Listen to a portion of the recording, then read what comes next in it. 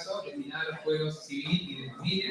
Este es un tema que hemos pensado con la doctora Mariana Cano, porque impacta de forma directa en el trabajo cotidiano que realizamos desde las asesorías y también en las asesorías civiles, lo cual no significa que también sea un tema que tiene incidencia en el trabajo que hacen los codefensores de familia y también en el resto de los fueros, porque, como vamos a ver, si bien la normativa más importante de la materia, a nivel convencional, como la ley fundamental y el Código Civil, llevan varios años de vigencia, todavía nos encontramos en la práctica con que los principios que esta norma considera no siempre se respetan en todos los fueros. Por eso que digo que el impacto para todos los que trabajamos en el Poder Judicial.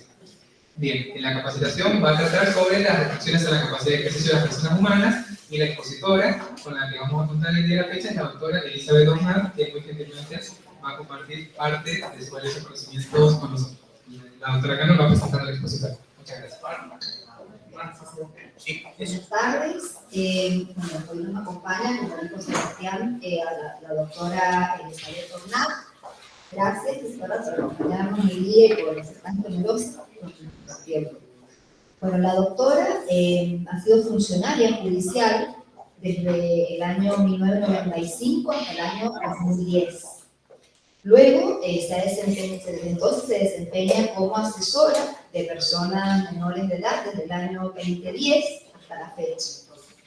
Es magíster y especialista en maestría y gestión judicial, especialista en docencia universitaria, en ambos títulos expedidos por la Universidad Nacional de Cuba. Es profesora de Derecho Civil en la parte 1, parte general de Derecho Civil, en la parte 5, Familia, en la Universidad de Mendoza. Es profesora de la Diplomatura de Derecho de las Personas con Discapacidad de la Facultad de Derecho de la Universidad Nacional de Cuba. Coordinadora y profesora del módulo de familia en la maestría en magistratura y gestión judicial. Es discernante en familia y derechos procesales. Gracias, doctora. Un aplauso para usted.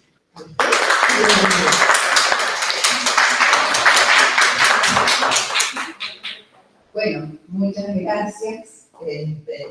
Les agradezco a todos la presencia, que hayan venido aquí a oírme a mí.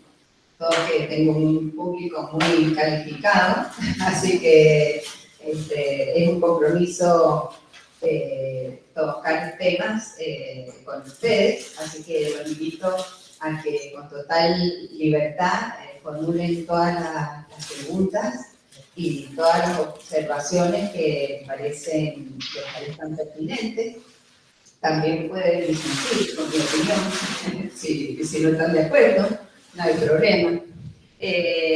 Así que bueno, más que nada yo quiero que sepan que quiero hacerles un reconocimiento a las personas aquí presentes y a los que nos están viendo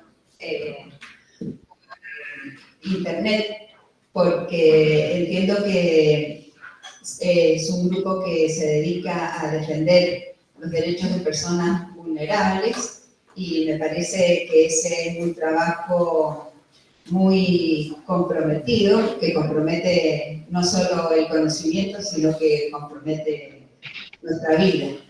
Y sobre todo los que trabajan para la discapacidad,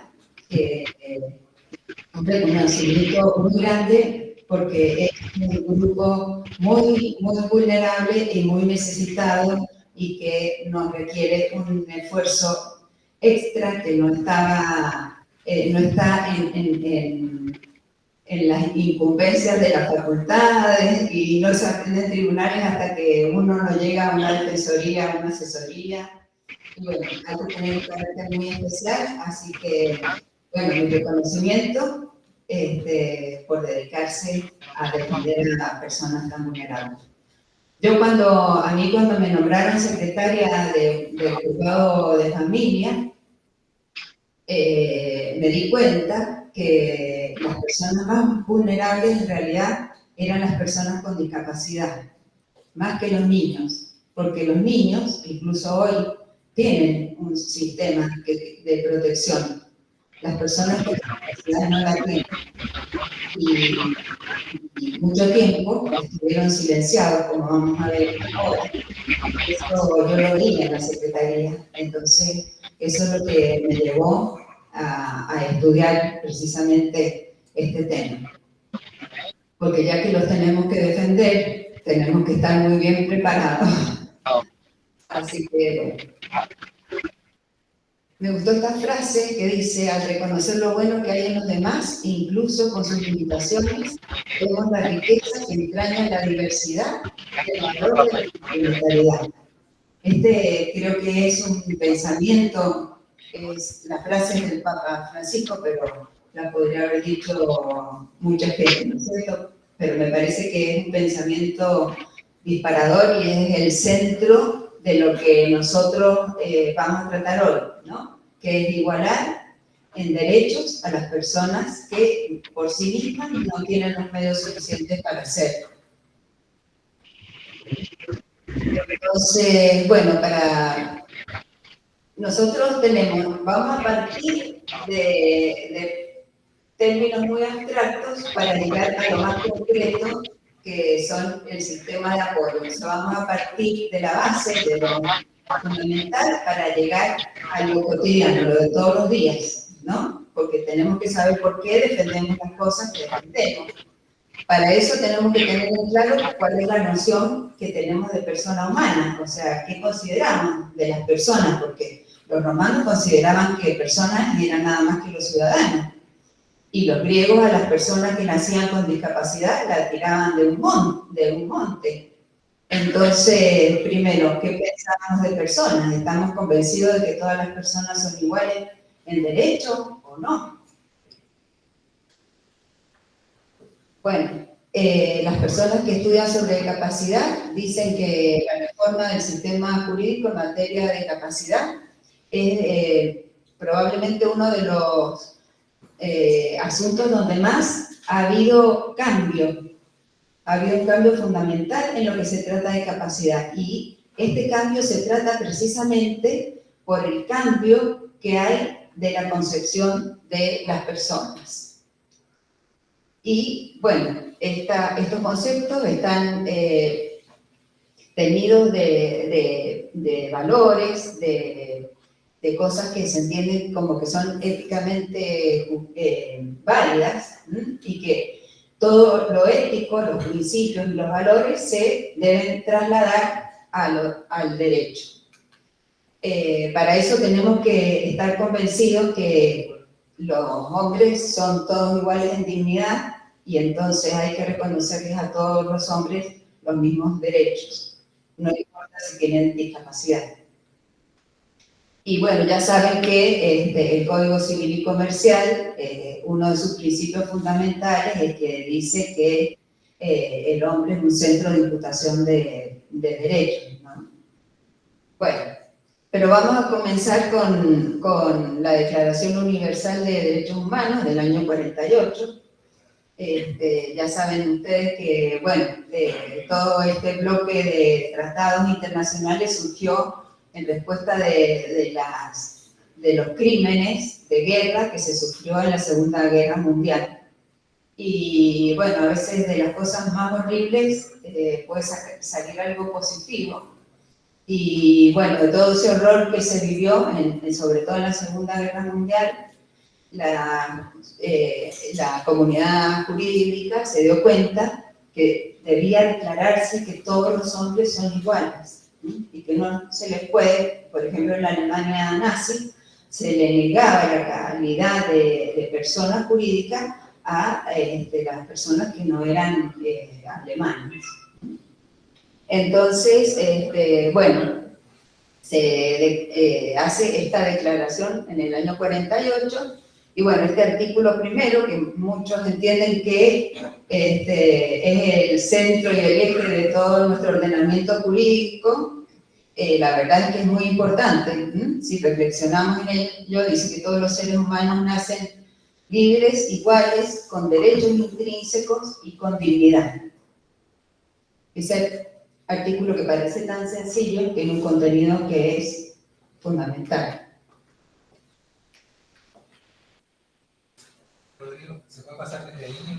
Sí, pasa que hay que apretar varias A ver, más arriba, ahí está. Bueno, bastante tiempo después, pasaron unos cuantos años, hasta el año 2006, que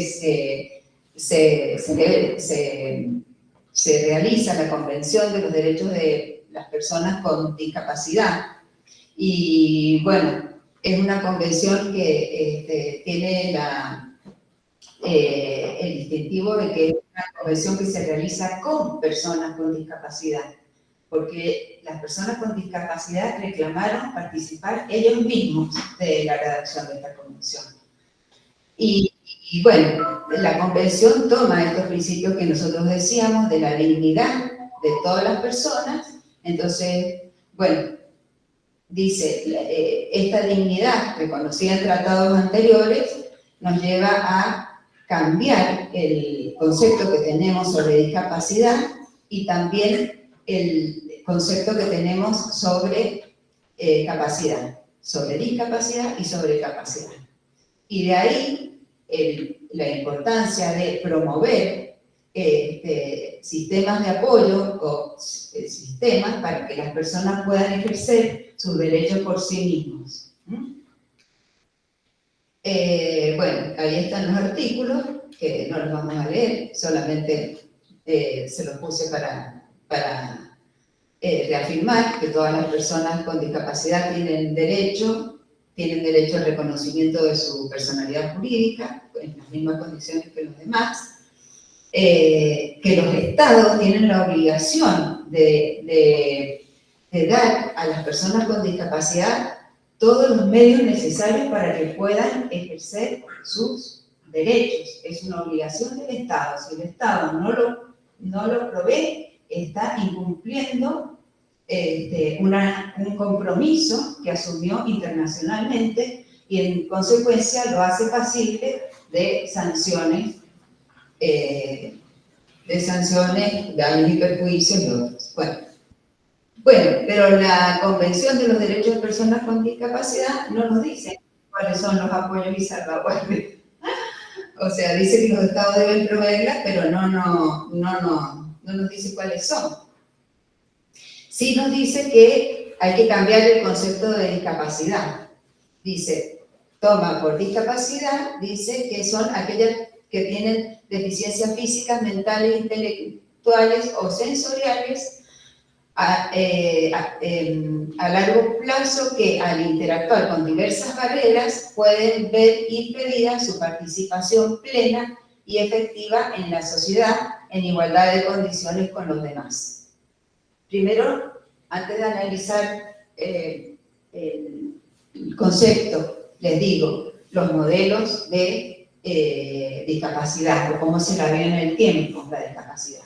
Tenemos el modelo de prescindencia, que es el que hablábamos de años no tan anteriores, ¿no? Donde tener una persona con discapacidad en la familia se las apartaba, se las consideraba que era una desgracia, que la gente no tenía que saber que había una persona con discapacidad, se las dejaba abandonados en hospicios o en lugares de internación. Entonces era la invisibilidad total de la persona. Después el modelo médico, que es el modelo que receptó Vélez Arfiel, que estuvo en el Código Civil, que se fundaba básicamente por el concepto que el médico tenía. Entonces el médico decía cuál era la enfermedad y si había que restringirle la capacidad. En realidad, si había que declararlo insano o no. Y ahí se veía la discapacidad como la barrera para poder ejercer la capacidad. Entonces, como dije, se declaraba sano o insano. Entonces había un límite y el médico decía, ¿llega a este límite o no llega? Y si no llega a ese parámetro médico fijado, se lo declaraba incapaz para todos los actos de su vida. Y bueno, ustedes, los que ya llevamos algunos años trabajando en tribunales, se acordarán, ¿no?, de personas que eran declaradas incapaces y entendían perfectamente un montón de cosas, pero no podían ejercer ningún derecho. Excepcionalmente, la jurisprudencia empezó a reconocerles algunos derechos porque la realidad se imponía de que estas personas podían hacer algunas cosas.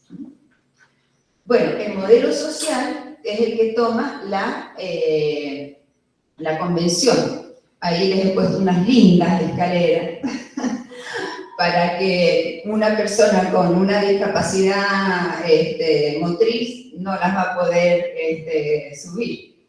Y bueno, por eso es lo importante que he señalado en rojo. La discapacidad se la saca de la persona y se la pone en el entorno. Y dice que la capacidad surge en la interacción de la forma de ser, de la situación de esta persona con el medio que la rodea. Y entonces lo que se trata ya no es de rehabilitar a la persona como en el sistema médico, ¿no?, que se trataba de que la persona fuera normal,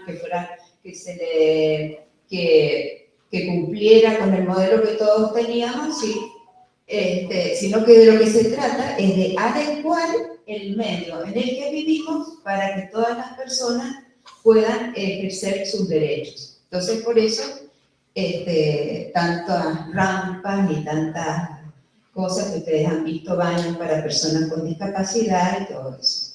O sea, se trata de modificar el entorno para que la persona que tiene una limitación no la note y pueda desempeñarse. Bueno, y por último, como repito, ese es el modelo de la convención. Después, con el tiempo, de la aplicación de la convención, se ha ido evaluando este concepto y llegamos al modelo de los derechos humanos. Entonces, ahora decimos que todos esos derechos que tienen las personas, todos esos derechos humanos que tienen las personas, se les debe reconocer como derechos precisamente con la jerarquía de los tratados internacionales, como derechos humanos.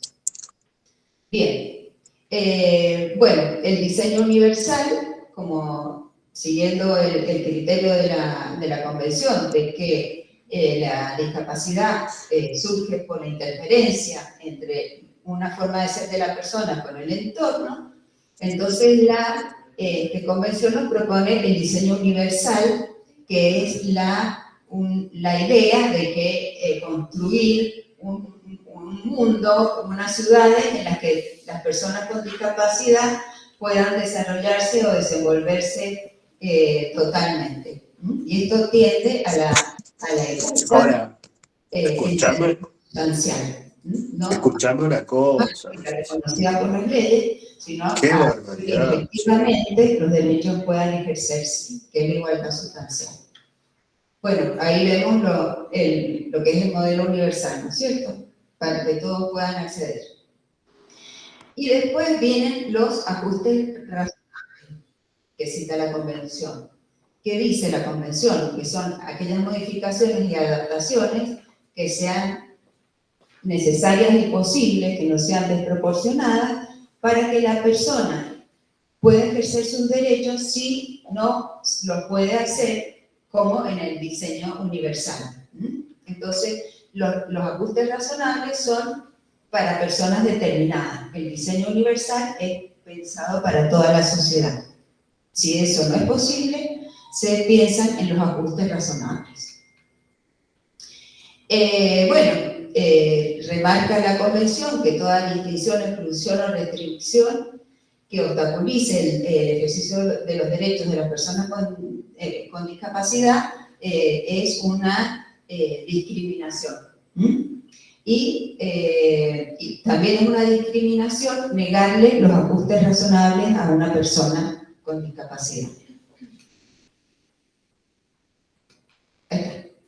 Bueno, también las reglas de Brasilia las puse. Una parte ¿Sí? sobre el tema de los ajustes razonables y los ajustes de procedimiento que está previsto en el artículo 3, que nos pasa a menudo en las asesorías. Por ejemplo, cuando una persona con discapacidad debe prestar declaración testimonial. La Convención se ocupa específicamente de ello y en la práctica eso puede implicar la necesidad de que cuente con un intérprete o que pueda prestar declaración testimonial a través del dispositivo de cámara GESEL. Y bueno, esa sería la forma de que podría ejercer ese derecho de prestar declaración testimonial, sea como testigo o como víctima, depende del foro en que se trate, y bueno, con la adaptación que se requiere de acuerdo a su condición. Bueno, contestando tu pregunta, vamos a tocar un tema que a mí me encanta, que son los apoyos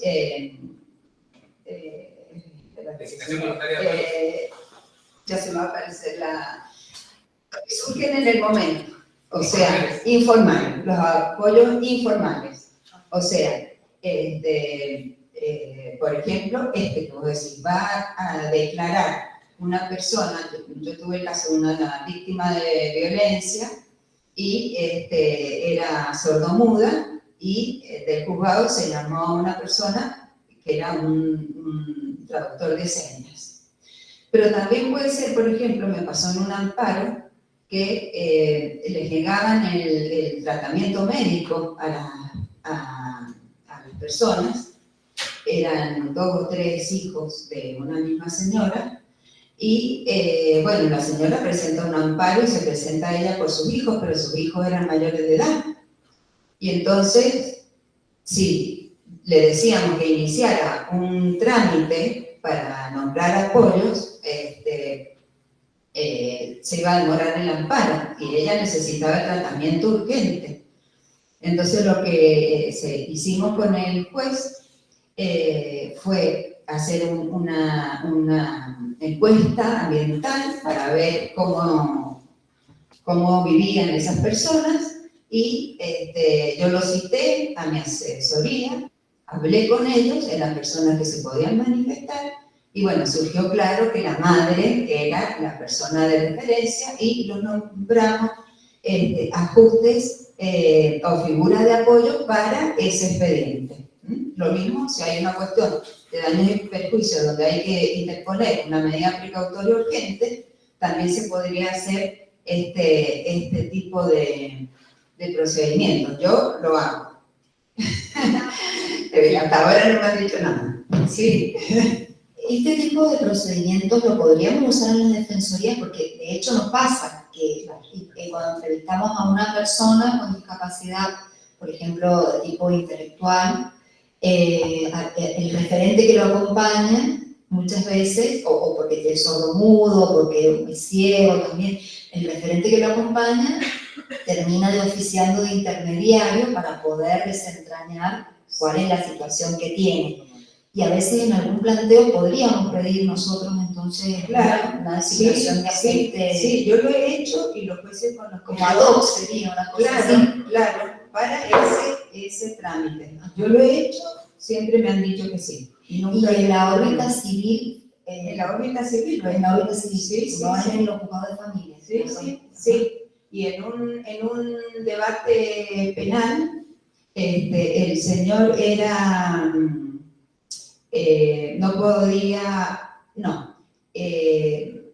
tenía un déficit, o sea, tenía una intelectualidad por debajo de lo normal y además no hablaba un idioma indio y que nadie lo conocía y lo hablaba mal. Entonces, la única persona que lo podía interpretar era el hijo. Entonces, bueno, hicieron concurrir al hijo porque vivía con él. Y directamente, las partes penales son más informales que nosotros. Directamente se lo tuvo, el señor se manifestó a través de su hijo y se lo tuvo por válido. Sí, me parece que está bueno lo que planteabas de como la encuesta ambiental, sí, como para hacer una mínima indagación, para ver si hay intereses contrapuestos o alguna situación a tener en cuenta en esa traducción, digamos, en esa intermediación. Sí, exactamente. Eso que dice Fabiana, en definitiva, sería la salvaguarda, evitar la influencia de vida.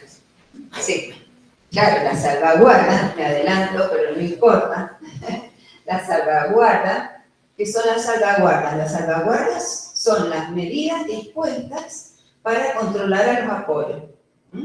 O sea, es para ver si la persona que hemos puesto de figura de apoyo, como podría ser en este caso la persona que se presentó en la Defensoría, está realmente atendiendo a los derechos de la persona, o a lo mejor a lo mejor era él el que mató a la persona y le estaba echando la culpa al padre, por ejemplo. Lo digo así bien extremo para que se note.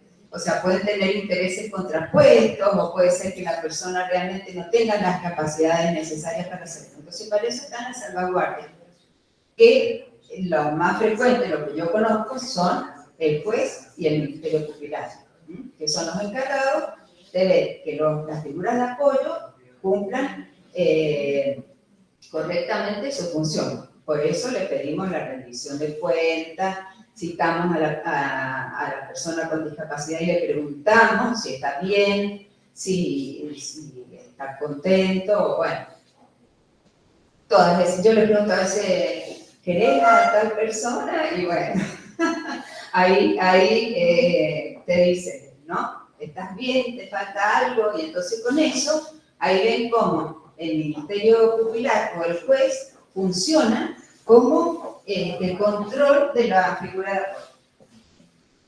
Surgía una duda en lo civil, que procedimiento darle para presentarles una medida previa, una medida retrospectiva, o plantearlo. Yo lo planteé como un incidente, Directamente. sí, incidental. O sea, yo dije que para determinar la capacidad de la persona, pedir el certificado médico, un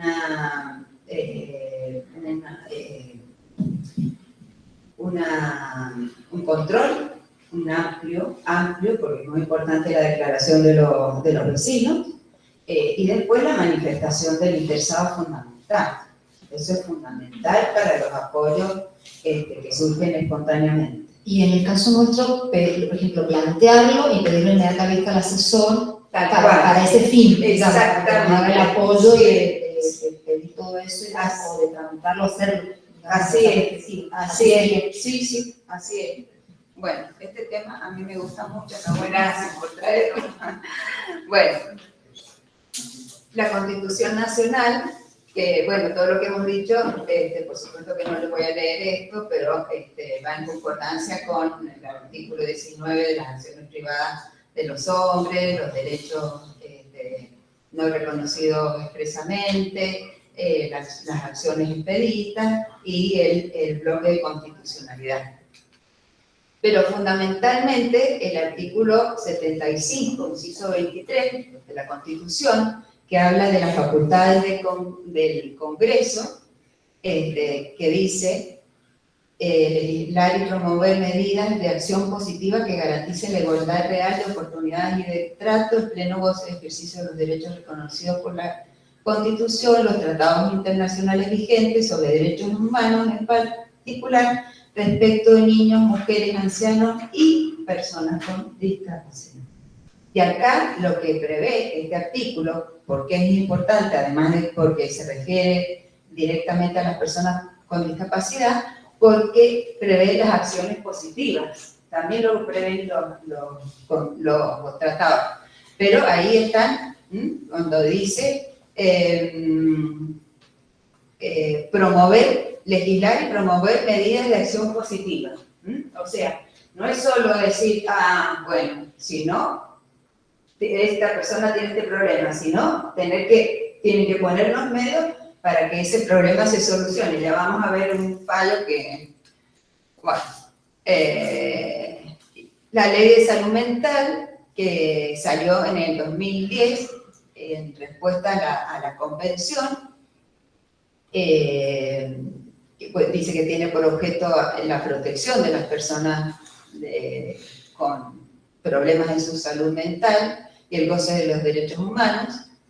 Bueno, y ahí dice también que salud mental es un proceso determinado por componentes históricos, socioeconómicos, culturales, biológicos, psicológicos, y que es una construcción social vinculada a la construcción de los derechos humanos y sociales de toda la persona, ¿no es cierto? Por ejemplo, yo tengo una chica que nos llama todas las mañanas, es muy amorosa, y ¿no es cierto?, que se quiere casar. Entonces se fue al registro y dijo que se quería casar. Y la asesora del registro me llamó y me dice, ¿por qué no la querés dejar que se case? Y yo le digo, pero que se case si yo no tengo problema. Ella no tiene limitada su capacidad para casarse.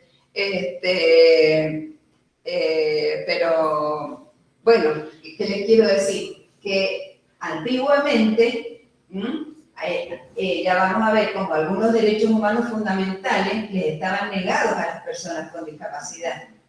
Y eso hoy no se puede negar. Está dentro de las cosas. Hay un artículo muy lindo que yo les mandé, que son pautas para la determinación de las figuras de apoyo. A mí me pareció muy interesante. Y ahí dice, no se le puede poner apoyo dentro de lo posible, por supuesto, para ejercer los derechos personalísimos, como casarse. Bueno, y también modificó el Código Civil y Comercial y también puso algo muy parecido a lo que dice hoy el Código, pero no dijo que eran los sistemas de aprobación. Seguimos con lo mismo. Bueno, este es el fallo. Les quería decir, si bien es cierto que en ocasiones, dijo la Corte Suprema, dice, faltan programas y servicios adecuados por instituciones y entonces por eso las personas tienen que permanecer internados. O sea, reconoce esa situación. Yo digo, un juez no puede, y menos la Corte. O sea, y en el 2015 ya estaba la convención, ya estaba el COD, la ley de salud mental que existe en las internaciones. La ley de salud mental sobre todo se refiere a las internaciones hospitalarias, y ya entró justo estaba a 6 meses de entrar en vigencia el código, ya lo conocíamos todos. A mí me parece, por eso puse el monito de que no quería ver ese fallo, y se podrían reinsertarse en la comunidad si se dispusiera de servicios de apoyo adecuados. ¿En qué contexto se hizo ese fallo para decirse? Era una internación hospitalaria. Era una internación hospitalaria. Sí. Bueno, sigamos. En cambio, acá traigo otro fallo, que tengo las manitos que aplauden, donde, fíjense, este es del 2009, o sea que teníamos solamente la convención, y un juez de Mar del Plata impuso un sistema de apoyos para que esta persona LB pudiera ejercer sus derechos y tomar una decisión que comprometa su patrimonio. O sea, un juez solamente con la convención, porque acuérdense que los tratados y convenciones son aplicables inmediatamente, no es necesario que haya una ley que la reglamente, sino que una vez existente las convenciones que nuestro país adhiera, tiene que aplicarla. Bueno, y también acá otro juez que también se jugó, enumeró los derechos que están limitados a esta señora y dispuso un sistema de apoyo que era necesario para el ejercicio de los mismos. O sea, 2 jueces que solamente con la convención y en este caso con la ley de salud mental, que poco dice de los sistemas de apoyo, los previeron. Código Civil y Comercial de la Nación. Empieza, título primero, la persona humana, ¿no es cierto? Primero, la persona humana es inviolable y cualquier circunstancia tiene derecho al reconocimiento y respeto de su dignidad. Entonces, Empecemos porque la persona tiene dignidad y esa dignidad es inviolable. Esto acarrea el respeto por la autodeterminación y el proyecto de vida. Si una persona, una mujer con discapacidad quiere tener un hijo y tiene alguien que la pueda acompañar en su maternidad, ¿por qué se lo vamos a negar? No sé. También yo tengo también un matrimonio que se conoce, no sé si es matrimonio o están juntados, se conocieron en el Sauce, y se casaron, hace mucho que no lo veo. Bueno, ellos tienen su proyecto de vida, entonces, ¿qué hay que reconocer a la persona? Lo que él quiera hacer, ¿ah? A ver si nosotros que somos todos abogados acá, si nuestros padres nos hubieran dicho que estudiáramos medicina, o que nos casáramos con un jeque árabe, ¿qué hubiéramos hecho? Bueno, sí, hubiera aceptado, sí, un talibán, no. Por eso, son opciones de vida. Bueno, entonces acá está que por qué los derechos personalísimos no se deben restringir. Lo referido a la integridad física, el derecho a recibir tratamientos médicos, puede tener la persona un apoyo, pero para el tratamiento médico lo que importa no es que haya una sentencia que diga que es capaz o que es incapaz, lo que importa es que las personas lo entiendan. ¿Entienden? Lo dice el artículo 4 de la Ley de los Derechos del Paciente. Yo estoy bien, no te preocupes. Lo dice, o sea, lo que importa no es, una vez para un tratamiento médico me decían, tenemos que hacerle un tratamiento y no encontramos la sentencia de discapacidad, me llamaron del hospital. Y yo le digo, mira, si te querés seguir buscando la sentencia, pero lo que importa, le digo, no es la sentencia, lo que importa es lo que la persona entienda. Y en todo caso, lo que falla muchas veces es la información que se le brinda. Entonces, lo que hay que hacer es, vamos al modelo de la convención. No se trabaja sobre la persona, sino sobre el entorno. Entonces, podemos buscar a alguien que le ayude a entender, a lo mejor un psicólogo. Yo lo he usado a veces con personas con discapacidad o con niños también. Llamo a una psicóloga, alguien que me haga de intermediario, para ver cuál es el deseo de esta persona. Yo tuve el caso de el hermano que quería que el otro hermano le donara un riñón. Claro, él fue a mi asesoría y él me contó una historia. Y entonces, yo, como estoy tan embuida con los derechos de las personas con discapacidad, digo, un riñón. Yo digo, si yo tuviera a mi hermana y yo sé que la puedo salvar, porque está en peligro su vida, yo les doy, pienso yo, capaz que no. Pero digo, a ver, vamos a formularlo de otra manera. Es normal, es lo común, que un hermano quiera donarle un riñón a otro hermano, más si, como este señor me dijo, él había sido la única persona que se había interesado en él toda su vida. Entonces ahí era un sol la persona con discapacidad realmente. Y bueno, vino Adajus, los profesionales de Adajus, que es un programa interdisciplinario que ayuda a que las personas con discapacidad psíquica puedan manifestarse. Ellos los van ayudando, los van llevando para que la persona pueda decir qué es lo que quiere. No te había visto.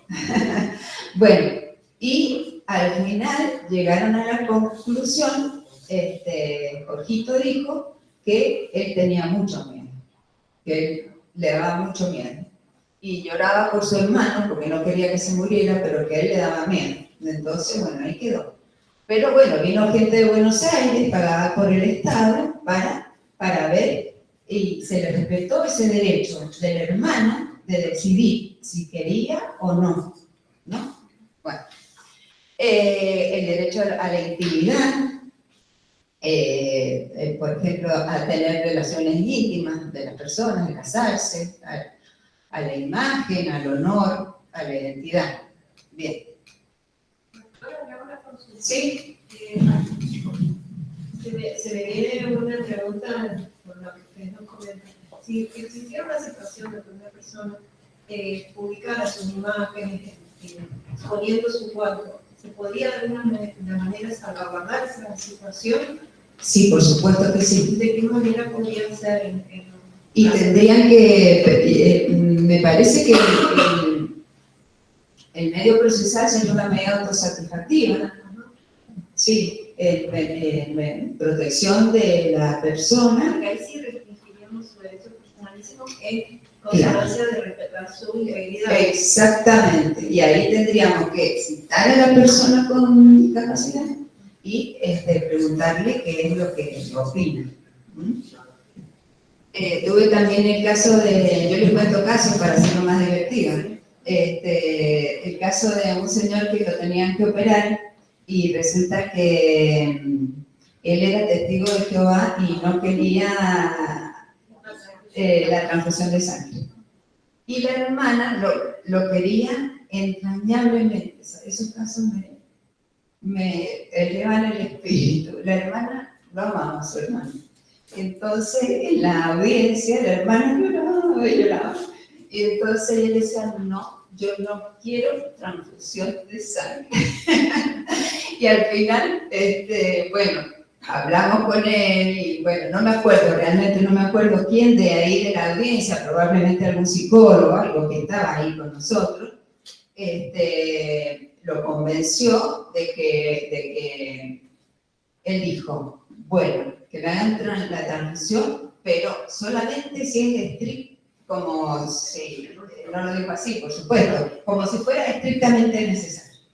Así que bueno, alivio para todos, pero bueno, hablando de los derechos personalísimos, ¿no? Bueno, y entramos a las restricciones de capacidad. Ya sabemos que está la capacidad de derecho, que es de la que goza toda persona de ser titular de derecho, pero lo que nosotros restringimos es la capacidad de ejercicio. Cuando hablamos de incapacidad, nos referimos a incapacidad de ejercicio. ¿Y cuáles son las personas que tienen la capacidad restringida por una sentencia judicial? Ahí están las reglas generales, que la capacidad se presume, que la restricción es excepcional, que debe ser intervenir en el tipo interdisciplinario, la información debe ser apropiada, la persona con capacidad debe intervenir en el proceso con su defensor o defensora correspondiente y bueno, si hay que darle alguna alternativa terapéutica debe ser la que mayor invada su cuerpo. Bueno, el artículo 32 del Código Civil y Comercial hace una diferencia y dice que se va a restringir la capacidad por, tiene que ser mayor de 3 años y a la persona que tenga adicción o una alteración mental permanente o prolongada de suficiente gravedad y siempre que se estime que del ejercicio de su plena capacidad puede resultar un daño a su persona y a sus bienes. Es decir, incluimos la adicción y la alteración mental que debe ser permanente, prolongada y grave. Y también que de su del pleno ejercicio pueda producirse un perjuicio. Ahí hay que designarle apoyo y salvaguardias. Y acá sí, el código nos dice qué son los apoyos. Bueno, en el caso excepcional, saben que cuando estaba por salir el Código Civil y Comercial, hubo una discusión porque parte de la doctrina decía que no se debía permitir la incapacidad absoluta de ejercicio, porque decían que era como la muerte civil, pero al final triunfó la teoría que receptó la incapacidad total que tenemos pero esto es muy importante, es cuando la persona está absolutamente imposibilitada de interaccionar en su entorno y expresar su voluntad por cualquier modo, medio o formato adecuado, y siempre que el sistema de apoyos resulte ineficaz. ¿Se acuerdan del caso de John Hopkins, de los agujeros negros? Anthony, gracias. Anthony era el actor. Stephen. Bueno, que tenía una enfermedad degenerativa y él se podía, tenemos el caso de Esteban Bull, también, que ellos tienen una máquina que mueve los ojos y la máquina habla por ellos. Entonces ahí, en esos casos, no se le podría declarar la incapacidad. Pero a una persona que esté en coma, sí, porque no hay ninguna forma de que se manifieste. Cerati, por ejemplo, que estuvo en coma tanto tiempo, no podía manifestar, si puede mover el dedito así y decir sí o no, va a la capacidad restringida. La capacidad es cuando no podemos de ninguna manera. Y entonces ahí se le nombra un curador que lo representa. Entonces ahí sustituye su voluntad. En el caso anterior, el apoyo lo acompaña para ayudarlo a que manifieste sus inquietudes. Bueno, una pregunta. Sí.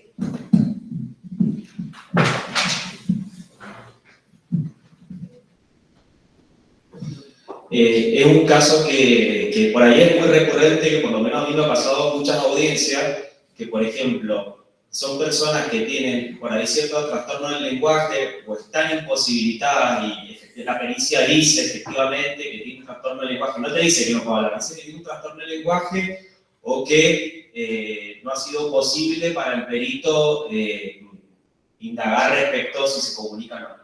Pero surge, por ejemplo, de la audiencia, que obviamente que cuando está frente a la asesoría y frente al juez, claramente también por una cuestión de incomodidad y todo, eso se refleja, obviamente que no va a hablar. Pero a veces surge que a través de la entrevista colateral, los familiares sí le entienden, o sí tiene una comunicación con los familiares, si bien no lo tiene con el entorno físicamente o en situaciones de tomar una decisión burocrática o tomar una decisión o interactuarse con el tribunal. Pero sí tiene lenguaje o sí los familiares de alguna forma, no con palabras, porque realmente coincide lo que dice la pericia con la capacidad física, que realmente no puede expresarse, pero tiene forma. En ese caso, que podemos darse a través de los familiares, de la persona apoyo que realmente puede comunicarse, ¿es para una incapacidad o es para una restricción? Es para una restricción. Porque mira lo que dice ahí, absolutamente imposibilitada de interaccionar con su entorno y expresar su voluntad por cualquier modo. Bien. O sea que si está, como este señor que te digo que hablaba un lenguaje que se entendía él nomás, el hijo lo entendía y lo traducía todo. Entonces ahí, no. Bien. Porque habla de una interacción, o sea, cualquier forma, cualquier gesto, Claro, ¿y eso por qué? Porque si la incapacidad es grave, se le pueden dar más funciones a la figura de apoyo. O sea, podemos tener figuras de apoyo con una gran posibilidad de representación. Porque la figura de apoyo tiene funciones fundamentalmente de asistencia, pero también se le puede dar función de representación. En la función de representación sustituye a la voluntad de la persona. Y es cuando la persona no puede expresarse o no puede decidir sobre algunas cosas. Entonces podemos restringir la capacidad, nombrar una figura de apoyo y darle funciones de representación para algunos actos determinados. Supónganse, un gerente de una empresa, ¿no es cierto?, que tiene, a lo mejor, tuvo un accidente y, bueno, se maneja, va al shopping, compra, se sube al micro, viaja en micro, pero no puede dirigir la gerencia, supónganse, o una empresa, tiene una empresa que no la puede manejar él. Entonces ahí se le puede dar representación si tiene que hacer actos complejos. ¿Mm? Sí. Había un caso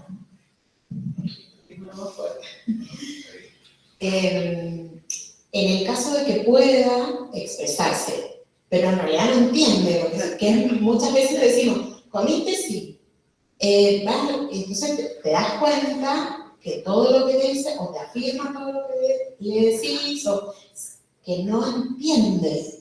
Entonces ahí sería para incapacidad absoluta.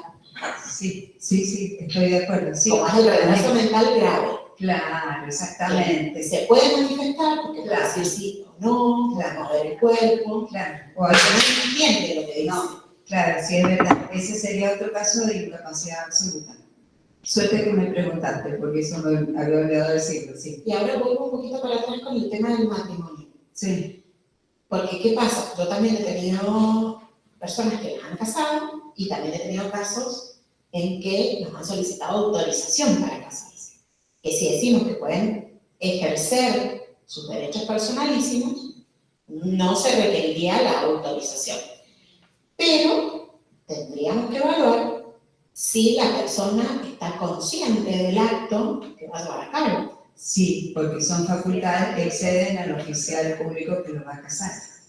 Entonces, sí, es probable, o un acto ante un escribano, por ejemplo, las directivas anticipadas, el escribano o el oficial público puede pedir al juez que le aclare si la persona está en condiciones de expresar su voluntad o no.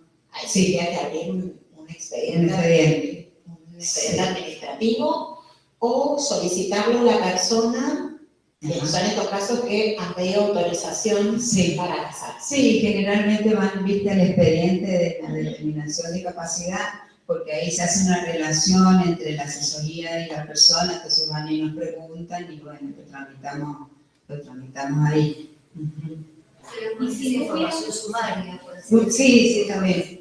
Sí.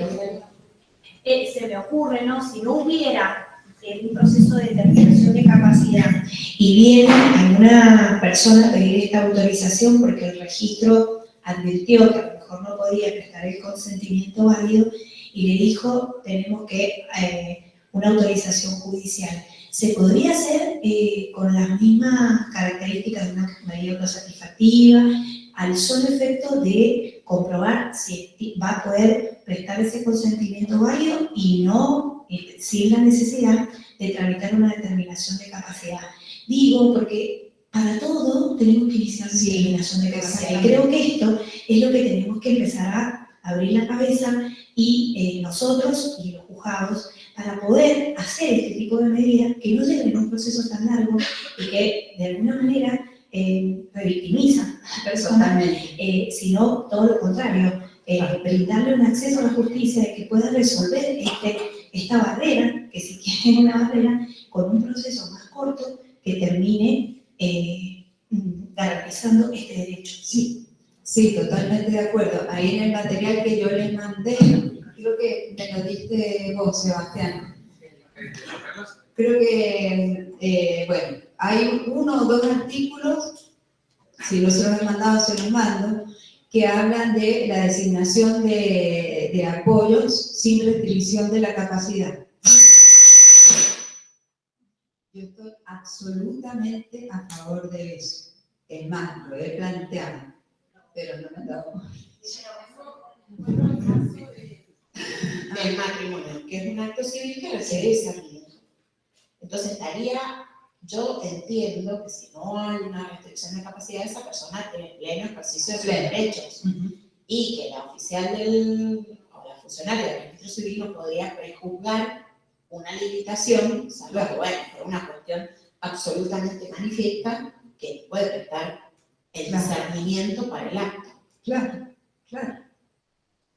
Sí, O sea, que llevar esto con una claro, capacidad sí, absoluta, no lo que lo veo. llevan y decir que sí. Claro, sí, Pero sí. si no, Sí, yo sí. entendería ahí que me parece distinto los Sí. apoyos para otras situaciones en que no hace falta restringir la capacidad, que para cobrar una pensión, Claro. etcétera, etcétera. Pero en este caso de derecho personalísimo, me parece que no hace falta, si no hay una restricción, porque estaría prejuzgando la funcionaria del registro que no tiene discernimiento. Ahora, si la falta de discernimiento es manifiesta, no puede celebrar el acto directamente. Bueno, Y ahí la sí. persona sí, busca asesoramiento, etcétera, etcétera. O se puede evaluar previo su capacidad de discernir y de ejercicio de los derechos. Y si me surge que tiene una limitación en el ejercicio, sí. Pero no para todo. No, porque son informaciones sumarias. Son informaciones sumarias. como una medida previa puedo hacer una Claro, medida previa. autosatisfactivo. ¿No?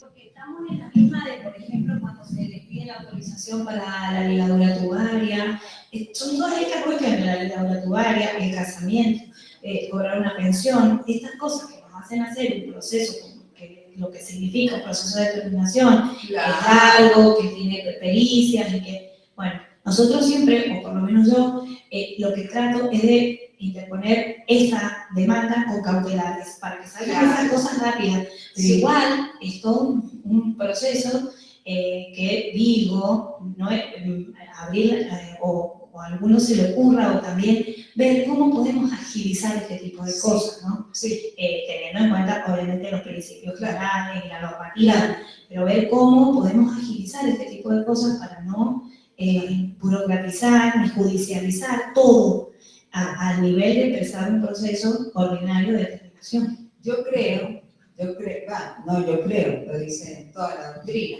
que hay que tratar siempre de evitar la restricción de capacidad.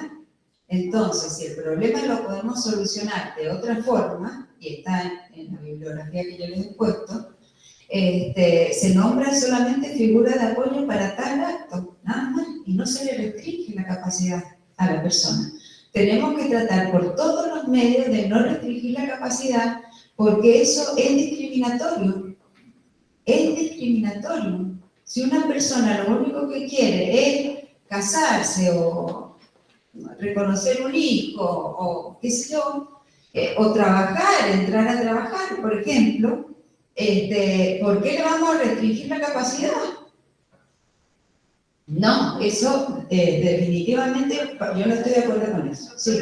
Pensando en esto que en el sistema de protección uno tiene la posibilidad de pedir ante situaciones así puntuales, medidas conexas. Sí. El Código Procesal nos habilita. ¿No se podría pensar en una estrategia similar o utilizar ese procedimiento para estas situaciones? Medidas conexas, pero en las conexas necesitamos un órgano administrativo. No lo tenemos. Si lo crean, le hago un monumento. ¿Quieren la Sí, es el mismo procedimiento, sí. Sí, sería fantástico que hubieran profesionales que atendieran a las personas con restricción de capacidad y ellos directamente nos derivaran. Sería maravilloso. Claro. Como la comisión la que da los certificados de discapacidad, que la misma comisión diga, ¿no es cierto?, tiene problema para tal cosa, nos lo mande y nosotros seguimos el trámite. Buena idea. Si hay aquí alguien que trabaja en la administración, lo pueden llevar porque sería una buena idea. Bueno, esto ya lo sabemos. La sentencia ya también lo sabemos. Las personas de apoyo. Bueno, entonces, personas de apoyo, ¿qué es? Hace muchos años yo tuve una discusión con algunas personas que me decían que solamente los sistemas de apoyo se podían prever dentro del trámite de la restricción de la capacidad. Y yo le decía que no. Y entonces no sabía de dónde agarrarme. Y entonces agarré el Código Civil y dice, y yo le dije, mira, acá dice restricción de la capacidad y no está el sistema de apoyo. El sistema de apoyo está en otro título que no dice, que no pertenece a la restricción de la capacidad. Entonces, no necesitamos la restricción de la capacidad para nombrar un sistema de apoyo. O sea, para mí está clarísimo en el código, pero bueno, muy bien. Acá está el concepto, que le facilite la toma de decisiones, promover la autonomía, la designa el juez, el interesado puede opinar, es elástico. A mí el tema del sastre me tiene cansada, así que me fui a una modista con un vestido, porque el tema de hacer, claro, traje a medida, no, oye, hagamos, salgamos, ¿qué? Un vestido como la gente. ¿Por qué vamos a lo menos si podemos ir a lo más? Bueno, bueno, el tema está en diseñar cuál es el sistema que le corresponde a esa persona. ¿Qué es importante? Que el sistema de apoyo la persona tiene que ser una persona que tenga confianza. Esta es una película preciosa que se llama Despertar, y no sé si la vieron. Bueno, es muy bonita. Y la foto la saqué de esa película. Bueno, la persona, el Robert De Niro, tiene una discapacidad y conoce a esa chica en el lugar donde él vive. Bueno, y se enamoran y no les cuento más nada. Es muy lindo. Bueno, pero lo importante es la confianza y el respeto. Es decir, no puede venir una persona de afuera, y ya les voy a decir por qué esto es importante, ya lo vamos a ver. Bien.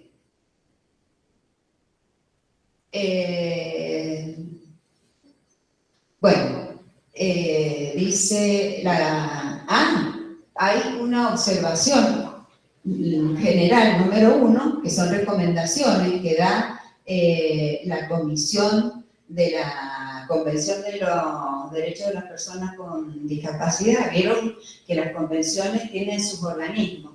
Bueno, la de discapacidad tiene una comisión y sacó una recomendación que dice que no es obstáculo para designar el apoyo ni que la persona tenga una discapacidad muy grande, como yo le decía, si puede mover el dedito así, ya es suficiente. Que el modo de comunicación sea dificultosa, si hay un modo, aunque sea dificultoso, tiene que ser figura de apoyo.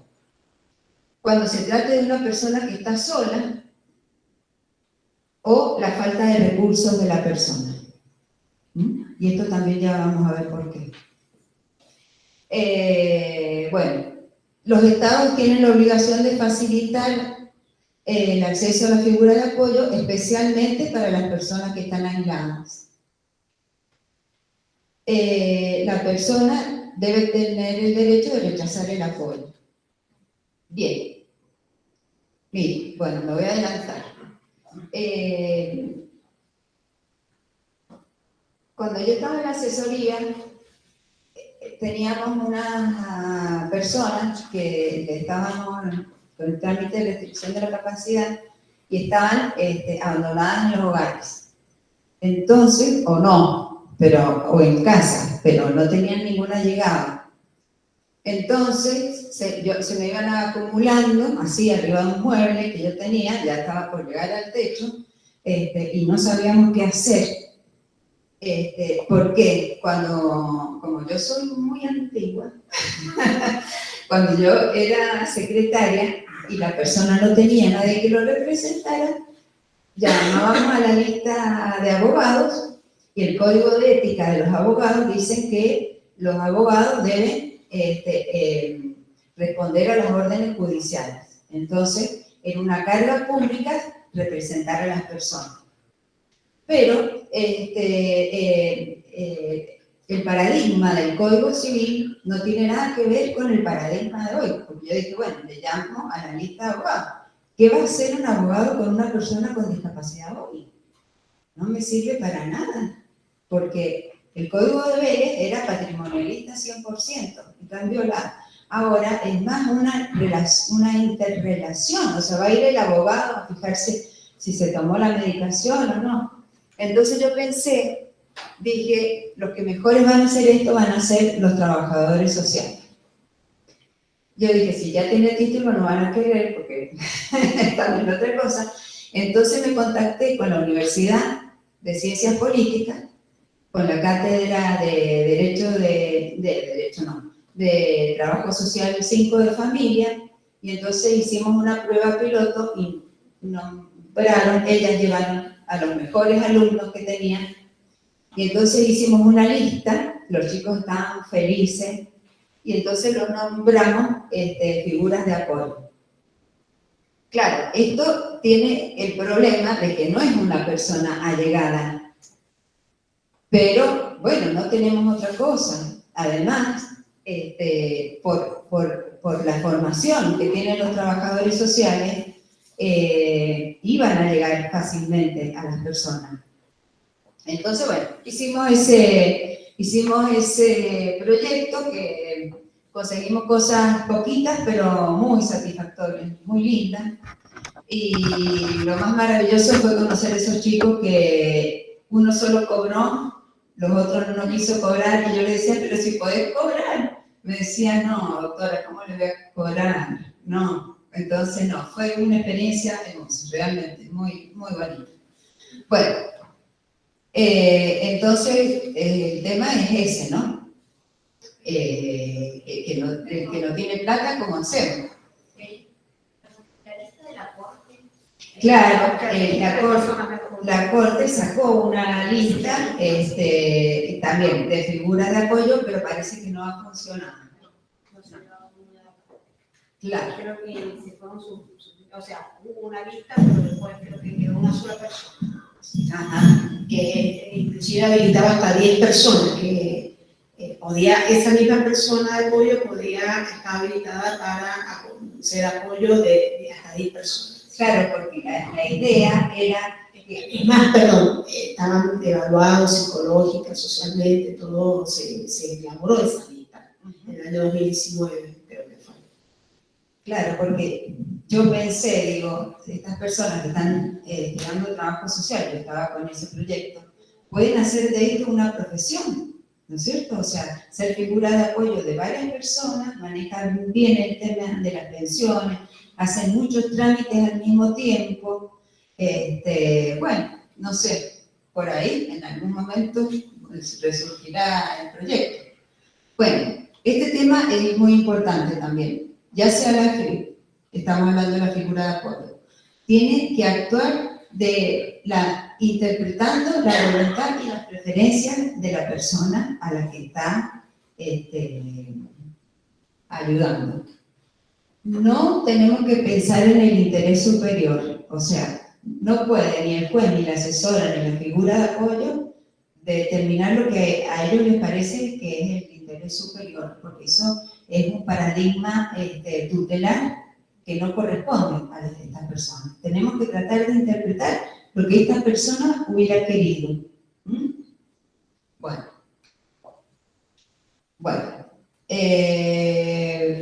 este es un fallo de la Corte que dice que acá está bien. Los estados cargan con la carga positiva de prestar apoyo y ajustes necesarios que permitan a las personas ejercer sus derechos. Me parece que este es el caso en el que se le dio una chica con discapacidad que querían darle en adopción el bebé y ella se lo quiso retener. Me parece que es. Bueno. Entonces, la curatela para las personas que no pueden relacionarse con el entorno de ninguna manera representa, pero también ahí le puse los agujeritos para que se acuerden, Pensamos lo que la persona hubiera querido, no lo que le parece a la persona o al juez. Ya terminamos. Las salvaguardias, como ya les dije, primero son obligatorias, siempre que haya figuras de apoyo y más si hay curadores, por mayor razón, son obligatorios. Y el objetivo es controlar. Bueno, y ahí está lo de la acordada que ya lo dijimos. Y ahora esto dicen que lo dijo en Einstein, no sé, porque yo busco en Google, pero me gustó igual. Dice, todos somos ignorantes, solo que ignoramos cosas diferentes. Y a mí, esa es de Einstein, y esta se las aseguro que es mía.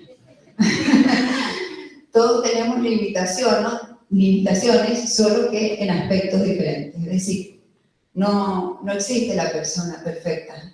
Todos tenemos limitaciones en distintos aspectos, sino que algunos aspectos están considerados discapacidad y en otros no. Y hay muchas personas con discapacidad afectiva, por ejemplo, y andan por la vida tranquilamente. Bueno, ha sido todo. Muchas gracias.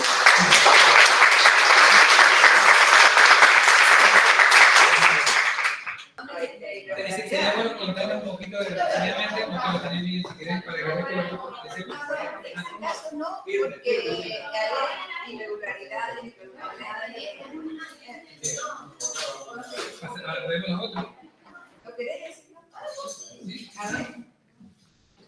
No sé qué cosa.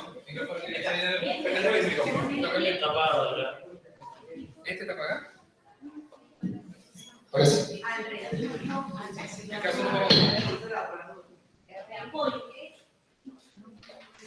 Bueno, no voy a decir todas las irregularidades que habían, pero sí que este caso entiendo que es en el momento de transición entre el código viejo y el nuevo. Sí.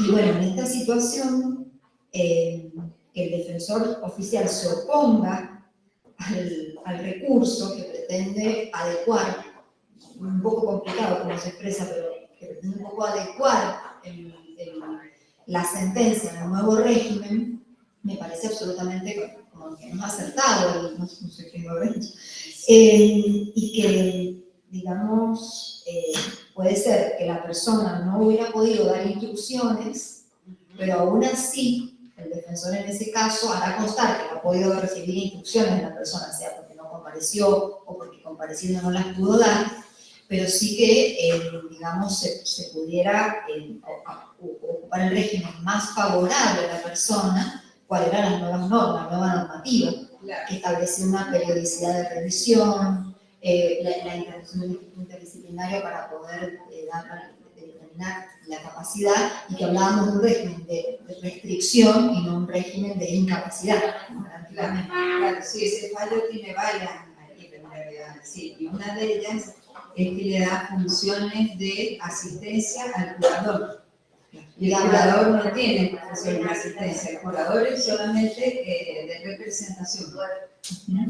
El caso de la persona era hubiera seguido siendo de incapacidad, pero claro, por la patología que tenía la persona, eso no sé, A ver, que no no me acuerdo. ¿Y cuál era el código civil y comercial? ¿De 2014? Sí, Tenía una encefalopatía no especificada. Y bueno, habría que ver lo que nos explicaba recién, si tenía posibilidades de interactuar con el entorno de alguna manera. No, en el caso no. Pero ponían retraso mental grave, bueno, entonces sí, como ustedes recién nos explicaban.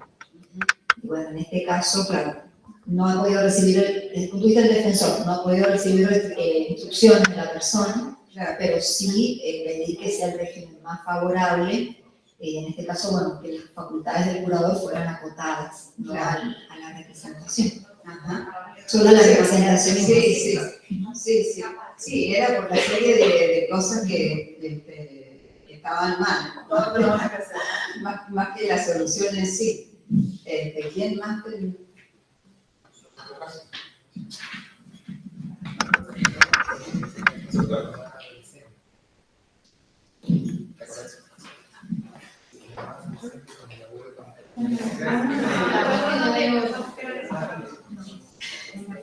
Es un caso de transición. Sí. Claro, se puede cambiar la legislación. ¿A algunos le ha tocado un caso de una mamá de 16 años que tenía un bebé? Ese lo vimos, lo mandaste en el material Está en el Sí. material, sí. de Buenos Aires. ¿No les ha tocado? Sí, de Buenos Aires. No, ¿A quién le tocó? ¿a ustedes cuál les tocó? Bueno, el caso que nos toca en este grupo es un supuesto de una persona que tiene síndrome de Down y en este caso el juez había declarado la incapacidad. En este caso entendemos nosotros, y también el juez que resolvió el recurso, que tendríamos un supuesto de previsto por el caso excepcional de incapacidad, ya que la persona, si bien tenía síndrome de Down, tenía determinadas capacidades, podía expresarse, ¿no es cierto? Entonces, no se configura ese supuesto de excepción previsto por el Código Civil. Y además, en este caso, como se había declarado la incapacidad, también se designó un curador, lo cual en este caso tampoco es viable, porque se debe designar una figura de apoyo, ¿no es cierto?, que acompañe y asista a la persona en la toma de decisiones, por lo cual en este caso nosotros también, bueno, en el grupo entendemos que correspondía en este supuesto restringir la capacidad para determinados actos de disposición o por ahí de mayor envergadura, digamos, que compromete el patrimonio, pero no digamos, declarar la incapacidad porque, digamos, la patología que presentaba no le imposibilitaba, digamos, de poder desarrollarse, realizar las actividades, ¿no es cierto?, de la vida cotidiana.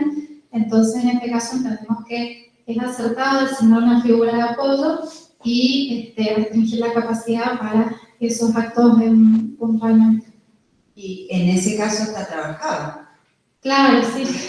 Sí. Colaboramos con la vecina en la elaboración Ahora de trabajo. ahí se le había restringido incluso la capacidad para el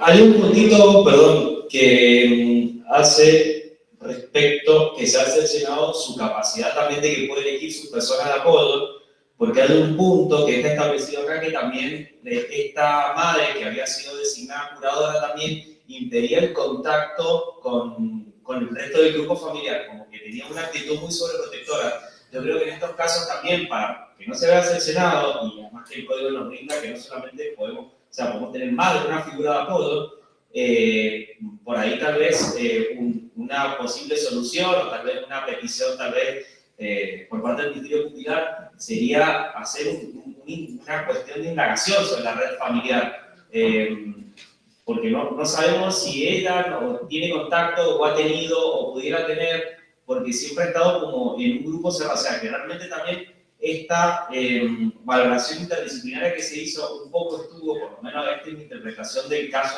concreto, estuvo un poco como manipulada por el obrar de esta madre sobreprotectora, que obviamente que debe haber sido la figura por lo que ha tenido siempre esta chica que en cuestión, y se le ha visto excepcionado por también eso derecho también a ella elegir su propia salvaguarda, que es lo que por eso se declaró incapaz. Se nombró a esto, o sea, no se dio la posibilidad de que tenga otra figura que no sea la madre, que posiblemente sea la madre la que está, pero también no se le da la posibilidad de esta preferencia de poder elegir también ella su salvaguarda, que me parece que es algo que no le hemos tocado acá, pero además de las medidas de salvaguarda, también hay que dar la posibilidad de que se pueda elegir su propia salvaguarda en la medida de que tenga autonomía para hacerlo o de alguna forma de entender lo que pueda llegar a necesitar. Sí, yo lo nombré muy por encima que el propio interesado, al momento de nombrar la figura de apoyo, lo primero que hay que hacer es ver si el interesado puede definirse, ¿no? Si él puede definirse, es eso. Y otra cosa, a mí me ha dado muy buen resultado hacer una red de personas que intervienen. ¿Por qué? Porque me tocaron muchos casos en los que, por ejemplo, eran 7 hermanos y hacían una vida feliz, 5 hacían una vida feliz. Uno era discapacitado y la otra hermana se había dedicado toda su vida a defender a la persona, a ocuparse de la persona con discapacidad.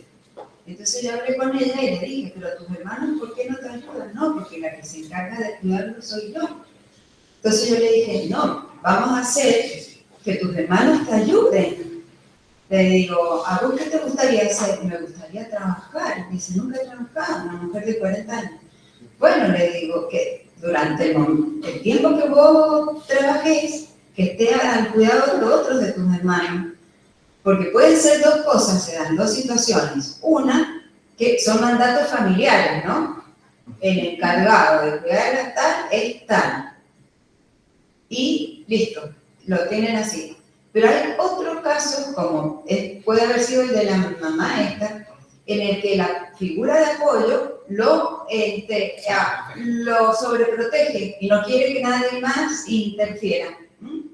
Y entonces está bueno hacer que otras personas, porque por ahí estos hermanos, yo los llamé y ellos con gusto no tenían problema de ayudar. Entonces, bueno, un día, ya, no sé, depende cuando la señora iba a salir a buscar trabajo, porque no tenía.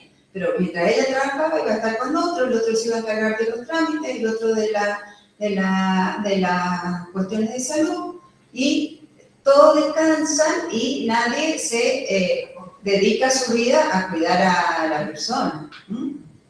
Una acotación sobre eso, en ese caso, si mal no recuerdo, hay una disidencia de una camarista, la doctora Cobrelli. Me parece interesante eso que ella menciona, de la posibilidad de imponerle una carga a la persona de apoyo, una obligación, de que realice las gestiones para que pueda tener un acompañamiento terapéutico.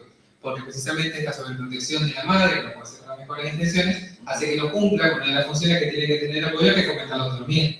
Eso me parece interesante. Bueno, ¿quedó un grupo más? Gracias, sí, a nosotros nos tocó un caso en donde una persona había sido declarada insana en el 2008, en el intermedio 2014 fallece la curadora, que es la mamá, aparentemente no hay noticias en el expediente, él viene en el 2019 y pide la revisión porque dice que él no tiene ninguna incapacidad y no necesita ninguna figura de apoyo y dice que vive con su pareja. Entonces se hacen encuestas ambientales, audiencias interdisciplinarias, una primera pericia que aparentemente no debe haber salido bien porque él la impugnó como perito, y después se hace una segunda, y bueno, viene en vista, supongo que el Ministerio Público para dictaminar.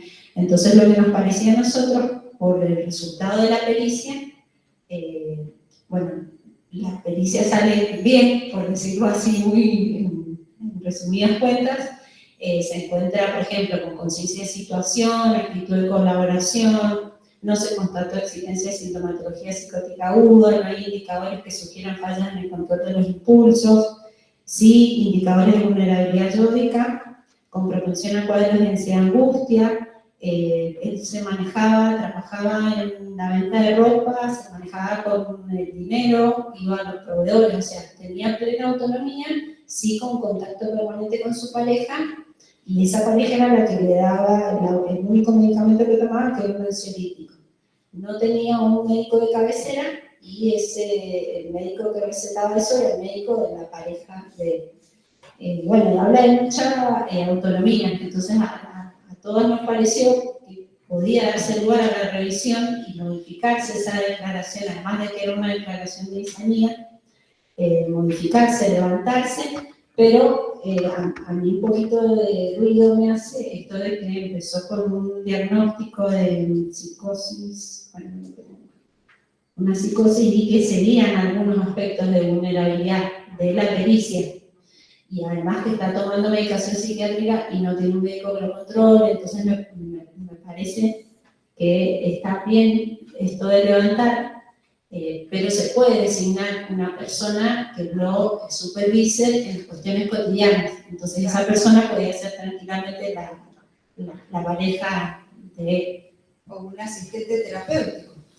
Sí, todas las pruebas apuntan a que realmente ella era una persona que hacía supervisión. En lo cotidiano, también en el funcionamiento que se había observado, funcionaba así. Entonces, por ahí mantenerlo, no levantarla totalmente, porque aparecían algunos elementos de vulnerabilidad todavía, pero no a alguien que lo sustituyera, sino a alguien que lo acompañara. Entonces, cambiar la función del apoyo, en este caso. Me pareció interesante, esto es algo que vi yo.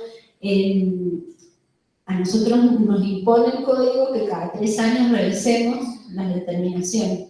Y la verdad que en la práctica nosotros observamos que a veces es un plazo que no tiene mucha correlación con la realidad. Muchas veces estamos hablando de personas que quizás no se han acercado a la asesoría porque no lo han necesitado, que se revise. Entonces me pareció interesante que acá fuera la persona la que lo pide. Porque realmente ha pasado mucho tiempo, entonces sí hay una revisión de toda la situación. Me parece que a veces esos 3 años son cortos, sobre todo si no ha aparecido la persona para decir tuve tal dificultad. Me parece que Y ahí él pedía tener la capacidad plena. él pedía la plena capacidad y nombraba que tenía esta persona también. Eso se presenta a él. Sí, él se presenta con su abogado. Sí, sí.